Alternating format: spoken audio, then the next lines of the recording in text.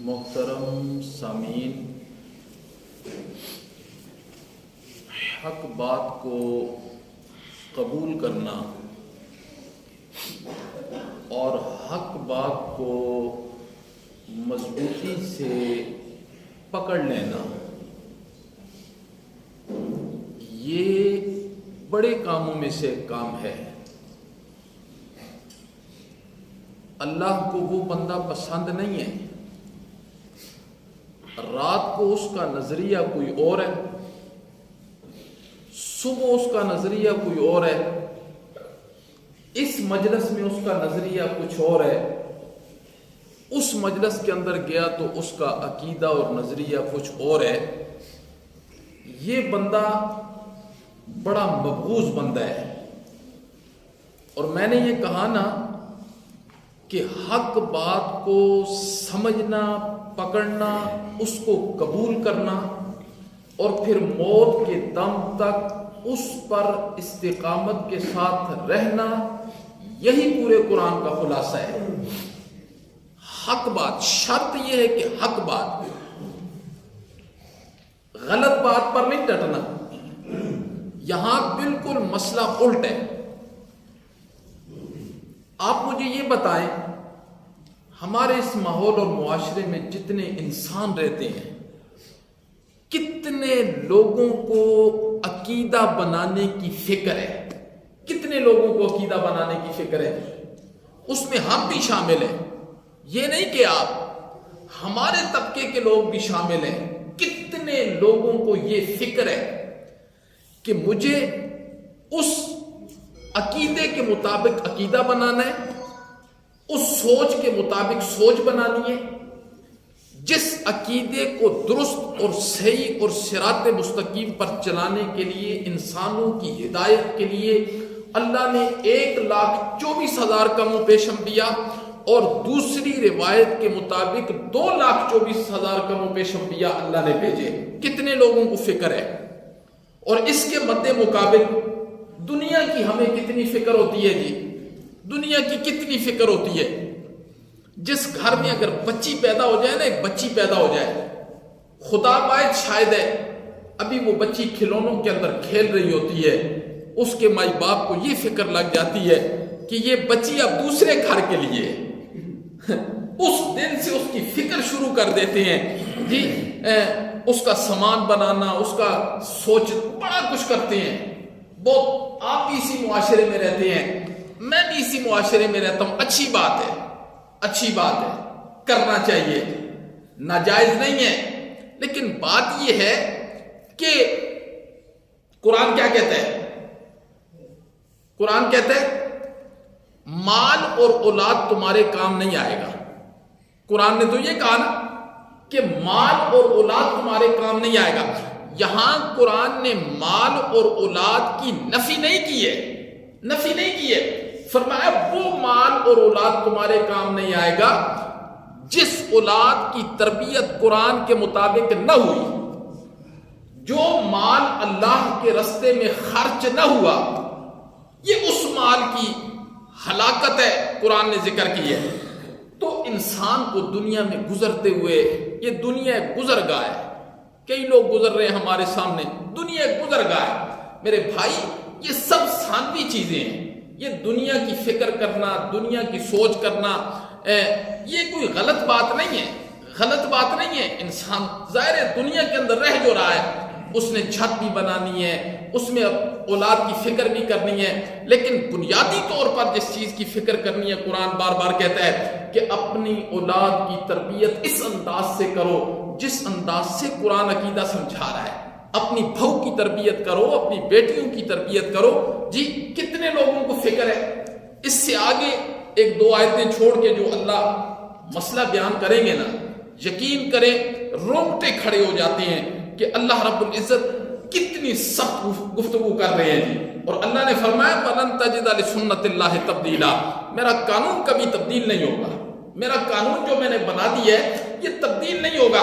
پھر اللہ بار بار کہتے ہیں لوگوں وَمَنْ أَصْدَقُ مِنَ اللَّهِ قِيلًا، اور مجھ سے زیادہ سچی بات بھی تمہیں کوئی کہہ سکتا ہے؟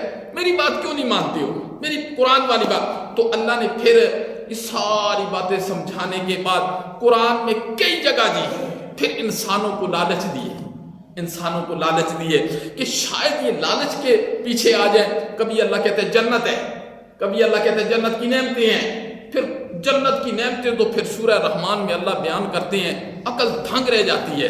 اللہ اکبر، اللہ کہتے ہیں یہ انعام تیرے لیے تیار ہے، یہ انعام تیرے لیے تیار ہے۔ یہ سچی باتیں نہیں، یہ سچی باتیں نہیں، یہ سچی باتیں ہیں۔ پھر اللہ کہتے ہیں میرا بندہ نیکی تو کرنا، نیکی کر۔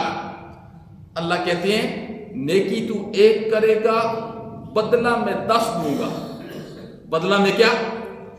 10 گنا دوں گا۔ تو نے ایک نیکی کرنی ہے، میں نے تجھے 10 دینا ہے۔ اللہ نے فرمایا اس کے مد مقابل دیکھ، بنتا تو یہ تھا کہ تو ایک نیکی کرتا ہے میں 10 نیکیاں دیتا ہوں، بنتا تو یہ تھا کہ تو ایک گناہ کرے تو پھر میں 10 گناہ لکھوں۔ اللہ نے فرمایا نہ، میں ایسا نہیں کروں گا، ایسے نہیں کروں گا میں۔ نیکی تو ایک کرے گا، اجر 10 گنا دوں گا، گناہ ایک کرے گا نا، پھر میری رحمت دیکھ۔ اسی وقت میں فرشتوں کو کہتا ہوں نہیں، لکھنا بھی نہیں ہے، لکھنا بھی نہیں ہے، اس کو ایک نماز کا موقع دے دے، اس کو ایک نماز کا موقع دے دے۔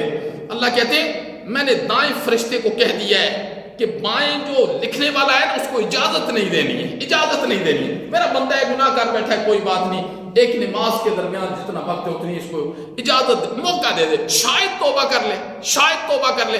اللہ کہتے ہیں اگر تو توبہ کر لیتا ہے نا، توبہ کر لیتا ہے، سوال ہی نہیں پیدا ہوتا کہ وہ فرشتہ جرت کر سکے کہ تیرے گناہ کو تیرے نامہ اعمال میں لکھ دے، جرت بھی نہیں کر سکتا۔ پھر اللہ کہتے ہیں جا، اگر اس وقت میں توبہ نہیں نہ کی، پھر میں فرشتے کو کہتا ہوں لکھ دے، لکھ دے۔ اللہ کہتے ہیں پھر میں نے تجھے موت کے دم تک چھوٹ دی ہے، پھر اگر تو توبہ کر لیتا ہے نا، پھر میری رحمت دیکھ، میں فرشتے کو کہتا ہوں کہ اس کے نامہ اعمال میں سے اس گناہ کو ڈیلیٹ کر دے، فرق کر دے۔ اللہ کہتے ہیں وہ تو کرتا ہی کرتا ہے، میں اس کے دماغ سے بھی ختم کر دیتا ہوں، فرشتے کے دماغ سے۔ کل قیامت والے دن تیرے خلاف گواہی نہ دے سکے۔ دنیا کی کوئی عدالت ایسی بتا دیں آپ، مجرم کو بری کرنے کے بعد اس کی مثل کو فارغ کر دے۔ دنیا کی کوئی عدالت، بولو دنیا کی کوئی عدالت ہے، مجرم ہے، جتنا بڑا مجرم ہے، عدالت بری کر دے گی پر اس کی مثل اپنے ریکارڈ کے اندر رکھے گی۔ اللہ کہتے ہیں تو جا توبہ کر، ہم تیری مثل کو بھی ڈیلیٹ کر کے رکھ دیں گے فرشتوں کے دماغ سے اور اس تیرے نام اعمال سے۔ یہ اللہ کیا دے رہے ہیں؟ لالچ دے رہے ہیں۔ اللہ کہتے ہیں مسجد کی طرف آئے گا، ہر قدم پر 10 نیکیاں دوں گا۔ کتنی نیکیاں؟ 10 نیکیاں دوں گا۔ پھر اللہ کہتے ہیں ایک گناہ معاف کر دوں گا، ایک درجہ بلند کر دوں گا۔ اب یہاں امام الانبیاء کی حدیث سنیں۔ امام الانبیاء حضرت سیدنا محمد الرسول اللہ صلی اللہ علیہ وسلم نے ارشاد فرمایا، ایک بندہ ہے مسجد میں نماز پڑھنے کے لیے آتا ہے، فرمایا اپنے گھر سے وضو کر کے آتا ہے، گھر سے، اللہ ہر قدم پر اسے 10 نیکیاں دیں گے، ایک گناہ معاف کریں گے، ایک درجہ بلند کر دیں گے۔ اگلی بات سنیں، امام الانبیاء نے فرمایا کہ اگر مسجد میں قرآن کا درس ہوتا ہے، مسجد میں میری حدیث سنائی جاتی ہے اور وہ بندہ کہتا ہے کہ نماز کے لیے تو میں نے جانا ہی جانا ہے، اس کے بعد قرآن کا درس سن لوں گا، نبی پاک صلی اللہ علیہ وسلم کی کوئی بات سن لوں گا، اس نیت سے گھر جاتا ہے، آپ نے فرمایا پھر 10 نیکیاں نہیں دیں گے اللہ، پھر ہر قدم پر اللہ 700 نیکی دے گا۔ کتنی؟ 700۔ یہ نیت کر کے آیا کریں کہ عصر کے بعد قرآن مجید کا درس ہے، حدیث کا درس ہے، ہم اس مجلس میں۔ پھر نبی پاک صلی اللہ علیہ وسلم نے فرمایا صرف مسجد تک نہیں بلکہ واپس گھر لوٹنے تک اللہ ہر قدم پر 700 نیکیاں دیتے ہیں۔ پھر آپ نے فرمایا واللہ یضاعف لمن یشاء بغیر حساب۔ پھر اللہ کہتے ہیں یہ 700 تو کم از کم ہے، کم از کم 700 جو ہر بندے کو ملنی ہے۔ پھر اس کے بعد میں دیکھوں گا کہ بندہ کتنی تڑپ کے ساتھ آتا ہے، کتنے اہتمام کے ساتھ آتا ہے۔ دیکھو دنیا کے کام بسا اوقات جتنے بھی ہم کرتے ہیں، جی ہم نے صبح کو کام کرنا ہوتا ہے نا جو ہمارے فائدے کا کام ہوتا ہے، ہم اہتمام کے ساتھ الارم لگاتے ہیں، پھر صبح اہتمام کے ساتھ جاتے ہیں، جانا ہے، پھر ادھر ادھر بھی نہیں دیکھتے، وقت ضائع نہ ہو جائے، اس منزل پر پہنچنا ہے ہم نے، پھر اتنے اہتمام کے ساتھ اللہ نے فرمایا جاؤ۔ قرآن کیا کہتا ہے؟ ان الحسنات یذہبن السیئات۔ اللہ اکبر۔ اللہ نے فرمایا نیکیاں گناہوں کو مٹا دیتی ہیں، نیکیاں کیا کرتی ہیں؟ گناہوں کو مٹا دیتی ہیں۔ انشاءاللہ پھر اسی جملے پر کچھ باتیں اور آپ کے گوش گزار کروں گا۔ اللہ سے دعا ہے کہ اللہ رب العزت ہمیں قرآن مجید کے ساتھ سچی محبت نصیب فرمائے۔